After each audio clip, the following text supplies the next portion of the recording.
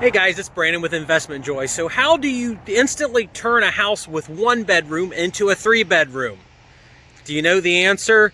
You find out that they've been hiding 2 extra bedrooms in it. There's no simple tricks here. It's just the fact that they freaking hid 2 bedrooms in the house. And I'm going to show you right now. All right, so first off, both of these units came up. I've owned this place for 4 years now. I bought this as a seller finance deal with only $20K down. It's in a really freaking good area. This is a 5-unit, 1, 2, 3, 4, 5. And then if you notice over here, right past that shed there are 2 houses back there. So it's a 5-plex with 2 houses, and I am in a freaking wonderful neighborhood. I know a lot of my videos are kind of in worse neighborhoods. This house here is on the National Register of Historic Buildings. My friend lives here. That's a $300,000 house. That house there sold for $275,000. This apartment complex just sold for $225,000, and this is my $20,000 wonder here. I bought this 4 years ago. The owner had it for about 2 years, and it just kind of self-destructed. Had 2 or 3 tenants back to back, and they just kind of destroyed it. And this is a Spoonie unit. I will say that. I won't go into too much detail, but I had just evicted this guy. It's a real crappy story. Just like this ceiling job here. This is after my guys have tried to knock this ceiling down a little bit. Hopefully you can see it. I'll zoom in. But there was a hole at some point, and the guy tried to fix the drywall here and did that job to it and didn't call me. I guess people do that. So we're going through and fixing all this crap. The carpet in here is coming up. The door's going out. The couch is probably going out. What once was a wonderful fireplace is now really crappy. So, like I said, this is the mystery bedroom deal. So when I bought this place, we were in here and figured this is the bedroom here because the guy had his bed here, I think he was sleeping on the couch and living here, and then it comes into this really awesome kind of living room type deal. And this is where, if memory serves right, he was living, and he had a TV here. And we're like, okay, so when I bought the place, we walked through here, and you can kind of see daylight up there. I thought, okay, there's closets here. And I wasn't really thinking because, $20,000 down, and then the seller did a $150,000 carryback. So it's $175 plus 20 down, so I got it for, $170. And I'm walking through all these units, my head's spinning, and, I don't pay too much attention to everything that's going on. This is flooring we put in after I bought the place. It was crap. This is linoleum we're putting down. It's got to sit in here. The weather in Ohio is terrible, terribly cold right now, so whenever we haul stuff with a pickup truck, the vinyl flooring gets real wavy and stuff. And this is one of my single bachelor pad features.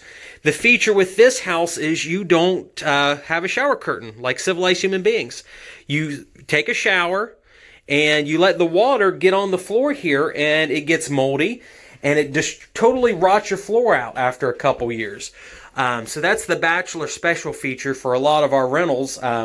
This year we're going to start fining our tenants about probably $100. And I know a lot of you guys hate Kevin when he says, I want to fine my tenants or charge them. I kid you not, we've lost probably $1,000 this year on tenants not having shower curtains. Just in this part of town, I've had 2 houses where I've had to replace the total flooring in the bathroom. This is one. Them not having a shower curtain has cost me a lot of money. So his TV was here. I'm going to step back and so you can see it. His TV was here. I thought, oh, there's some little closets there with these cheap, crappy, chintzy homemade doors. I didn't think anything of it. Well, guess what, guys? It's a bedroom. Now, if I can move the carpet here that they're trying to stretch out. Oh, they're just leaving it out. So, hopefully, I don't know if you can tell very well. I mean, it's not like this is a great bedroom here, but it is probably an 8x8, maybe a 10x10 bedroom. That was hidden from me. I've got it on wide angle. There's a light. It might not meet HUD standards, but it's a little bedroom.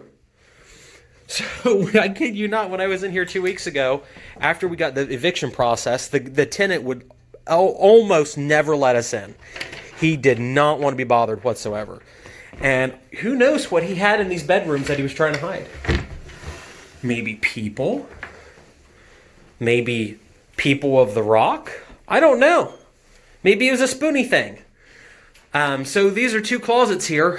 This place used to be a single family house that was broken into multiple units. This is where the staircase was. So we weren't allowed in this. My nephew lived in the unit next door. My nephew was afraid this guy was going to kill him. My nephew, who sometimes watches my YouTube videos, called me up and said, "Brandon, do you have any guns?" And that's never the kind of conversation you want a family member to start off with. I'll put this locking mechanism back in. The wonderful coax locking mechanism. When a family member calls you that rents off you and says, "Brandon, do you have a gun I can borrow?" That's not always the conversation you want to have. I'm like, what is going on here? Like, the guy that's our neighbor that never lets you in his unit that you're going to have to evict soon. I'm afraid he's going to kill me. And I said, oh gosh, this is what I want. And I get all these comments off my YouTube videos, and they're like, "Oh, you need to buy houses in a nice neighborhood, and everything will be fixed, Brandon." And they say that in that voice too. And my nephew calls me, and I can't overstate that this is a really good neighborhood. You know how I'm trying to lock this door. Okay, I got it. We have this festival. It's one of the largest outdoor festivals in the United States, where 600,000+ people come. And we've got these houses here that are on the National Historical Register. Like there is a 200-year-old Catholic church, and it's gorgeous inside. But behind me, right over here, this is looking north, that's where the festival line starts there. And I kid you not, you can rent out a parking space. Like behind this, if I rented it out for a week, for the festival, it goes for $150. Just one parking space goes $150 here. So you live here and you can walk. I hope you're not getting sick. You walk down there and there's this place that sells bourbon chicken, and they will wrap themselves 2 blocks so they can spend $8 on a plate of bourbon chicken. And so, like, when I list this place, it's like, you can see the bourbon chicken from here. And I actually have people that call me and say, "Hey, can you get me a rental near the bourbon chicken place or the festival?" So I'm flipping the camera around, looking at this glorious little place. Now, that other one I have is going to rent for, I don't know how much I'll get, maybe $550 or $600 for a 3-bed, 1-bath. This is the one, it's going to rent for between $300 and $325. It's a dump. I agree.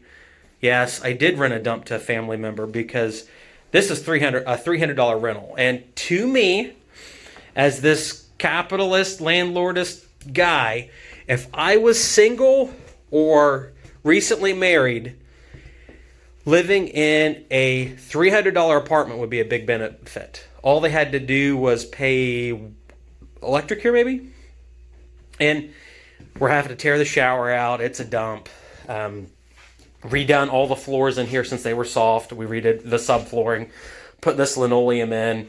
The walls are getting refinished or ripped out. This crappy trailer, wiggly shower stalls coming out or being something. They're doing something with it.